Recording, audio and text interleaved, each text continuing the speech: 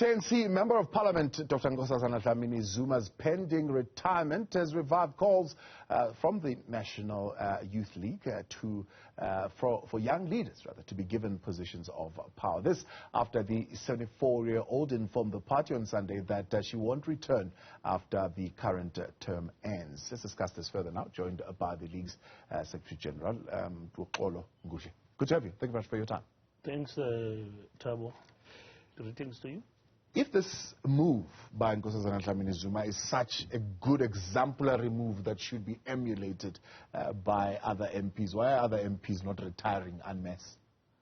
Look, as the ANC Youth League, we've held this position that, the ANC has had many generations, since its formation, in the evolution of itself as an organization. Now, you would know that the first generation of modern leaders in the ANC would have been in the 40s, We call them modern leaders of the ANC. Now, those modern leaders had a particular period within which they departed and allowed a new generation to come in order to take and advance the struggle forward. You would know that in the 40s, it was a generation of AP Mda, Xolisi Majombos, Nelson Mandela, O.R. Tambo, and all of those. They led the liberation struggle for almost 50 years, In that particular period, they did not say 50 years later, now they still want to continue leading because they only trust themselves.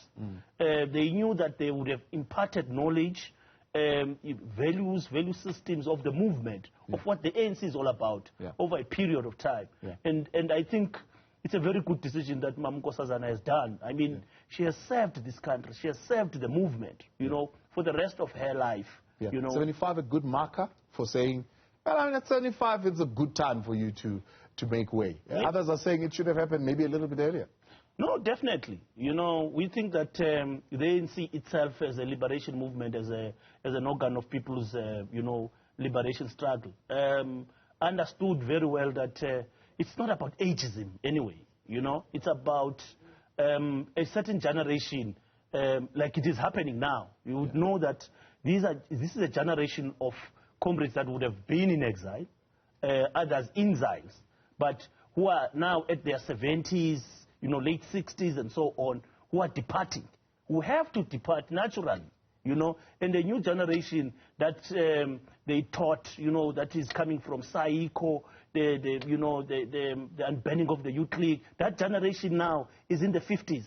That is the generation that should be taking over, and us, of course, and the missing middle. That's a generation that is supposed to be taking over, the advancement of the liberation struggle in South Africa. So what do you think needs to happen for that kind of mindset to prevail? Because it doesn't seem to be happening right now. People still feel at their ripe old age of 70, they can even still run ESCOM in other instances. That is why we're of a firm view as the Youth League, firm view, that, look, succession has to be built, planned, has to be planned, built, and it has to be executed. Succession debate about who must lead and why the person is leading and so on. That's why we're not advancing an argument that mediocrity must take over. We're saying capable young people, We have had graduates of the Youth League, like Sitlezi Galala, for example, Ronald Lamula, for example, Stella Ndabeni Abrahams, for example. The list is endless, These are graduates of the Youth League, very capable with requisite skills and so on. These are young people that must take over. Melusi Gigaba, Fikile Mbalula, there are many. These are comrades that have led. They are known. They have got the necessary capabilities. You can't doubt their capabilities. The point is, there's a new era emerging, and everyone else must understand. South Africa's population demographics suggest that majority of the population, about 60% plus, it's young people. This is a youthful country. You can't be saying a youthful country would be led and its imaginative, ability would be driven by a 70-year-old. It can't be. No, but there's one 8-year-old who is from the ANC. The ANC is saying, well, now he's defined himself outside of the ANC. He's joining a new party, and he believes he's still got political mileage. In fact, he says he was removed too early by the ANC before he could implement particular changes. don't want to comment about the old man. I think if I would play for you clips where he defines exactly what he's doing, as counter-revolution, many of people like him, we've learned about many of people like him in the continent who post-power, they've got what we call post-power radicalism. We gave him 10 years of leadership, supported him, did everything, defended him and all of that, as a leader of our struggle. We never doubted his attributes as a leader, but we doubt whether he really was representing, the liberation movement, But we're not going to be entering into those semantics. I suppose I'm coming that way to say, how many others within the ANC think like him, still believe, even in their ripe old age, that they still have what it takes to change this country and make a contribution? No, look, that's why I'm saying that the argument about thinking that Nkosazana has done a good job is not ageism. It's not about the age exactly. It's about whether or not is there a contingent of other leaders capable, to take this struggle forward. I mean, look at Biden is, how old is Biden? Yeah. 76. Very old age. Now, it's not about, look at Xi Jinping. How old is Xi Jinping? Very old. Now, the point is not about age. The point is, in the South African context, in the ANC's context, there is a contingent of many young leaders who are capable, with the necessary skills, the energy, who have, over years been groomed to take over. This particular generation of exiles and ANCYLs that were in the early 60s, 70s, and in the 80s, and through the early 90s, naturally, they should know that those that have got the necessary ideas to take South Africa's revolution forward are the young comrades that would have been imparted for over this particular period. I mean, these are young leaders that have led the Youth League, that have been part of the structures of the ANC, including in government, by the way. Yeah. Some of them come from local government, provincial government, and they've went to national government. They've got experience. They're young, but they've got experience because this is 30 years. Yeah. I mean, it's not 1994. 30 years of a democratic breakthrough in South Africa. Of course, yeah, with its all challenges about freedoms and all of that have not been, distributed into the African people. But in terms of governance and other things, young people are ready in this country. In the ANC, look at the NEC of the ANC. It's a contingent. It's telling you, it's a natural cause, that they must come in. And we think that they must consider. We're not saying everyone must leave. We say that a few can be left for wisdom, to draw wisdom. Yeah. Because if you are to have sustainability, there must be wisdom. Of course, some of these comrades are going to graduate and become Veterans League. The Veterans League, it may be called a league, but it's a council of elders, in the movement, who will always advise if they feel in one way or the other that the movement, the ANC or the Youth League, which I'm leading, is veering off, the track. You call it commendable. There are some quarters who are calling it suspect. The intentions, the timing, the context of what's happening within the politics of South Africa, formation of a new party by a former president, by and large, right or wrong, always some instances being attached to Dr. Nkosazana Dlamini-Zuma.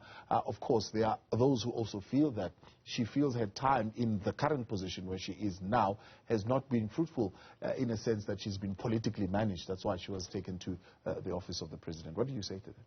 Look, I have a big respect for Nkosazana.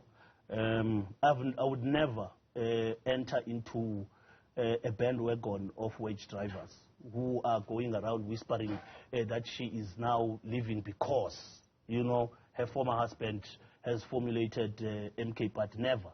Her politics have never been about her. Him, by the way. We've always known. She is a person with strong views, You can't say a person with strong views, therefore, when she differs with you about this or that. I mean, we've differed with her on many accounts. It doesn't mean that she will leave. I mean, we differ with President Thabo Mbeki on other matters.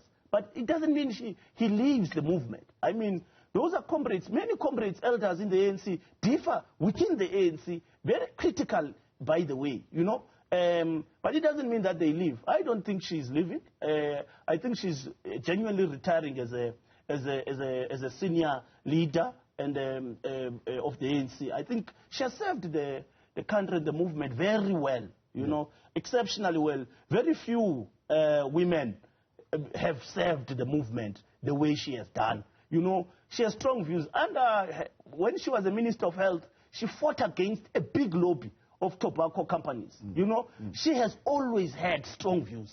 You know, I don't think I can, you know, link her into that way. It will be very stupid of anyone to want to do that in her name. I mean, it would be like people who have been casting aspersions to Mamuwini that she wants to break away to the EFF and all of that. No, never. I don't think so. If it happens, I'll be very disappointed.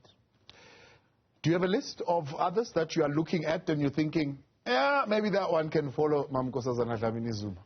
No, I don't want to be pushing comrades who are senior, but they know themselves, you know. But there are others that are doing very well, like Naledi